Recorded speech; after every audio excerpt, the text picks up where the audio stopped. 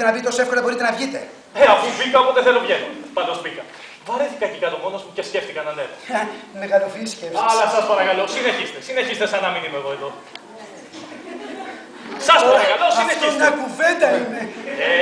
Είδα όταν μπήκα ότι παίρνατε μέτρα στη γυναίκα μου, Όταν βγήκατε, τι είδατε ακριβώς? Μου έπαιρνε μέτρα, στη μέση, Ανατόλη μου. Α! Στη μέση. Ναι, καλέ, στη μέση. Καλέ, πώς το ξέχασα. Στη μέση. Ξέρετε, κύριε μου, το θέλουμε λίγο εδώ έτσι να είναι κοφτό στη μέση. Με μία έτσι εδώ σουρίτσα θα το κάνω και η μέση είναι 165.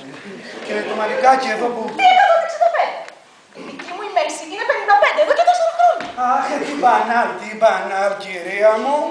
Συχνάζεται, φαίνεται σε τρίτης διαλογής ράφτης. Γιατί όταν έχετε σε εμάς τους πρωτοκλασσάτους, θα πρέπει να πολλαπλασιάζετε επί 3. Ακολουθούν και οι τιμές σας τις ίδιες πολλαπλασιαστικές τάσεις. Οι τιμές μας, κύριε μου, είναι αριθμητικώς αντίστοιχες της ποιότητάς μας. Αυτό εξάλλου μας ξεχωρίζει από τις λαϊκές μοδίστρες.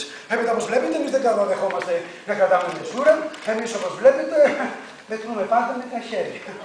Τα χειροποίητε, όταν βάλετε πιο ακριβά τα μέτρα. Καταπληκτικό. Ναι, μπράβο σας. Πώς σας λένε, κύριε? Είναι ο κύριος... Κάποιοι πόλοι σας το λένε. Λεμός! Κολύν Λεμός. Γνωστό. Βέβαια, ο πατέρας μου, ξέρετε, ήταν Λεμός.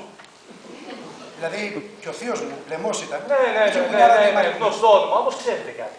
Και η φυσιογνωμία σας. Μήπως σας έχω δει πουθενά? Όχι, κύριε μου, τι λέτε τώρα. Πώς σας πέρασε αυτό? Εκτός αν συχνάζετε στο μουσείο, ξέρετε, εγώ πάω πολύ συχνά εκεί. Ξέρετε, τι παρατηρώ.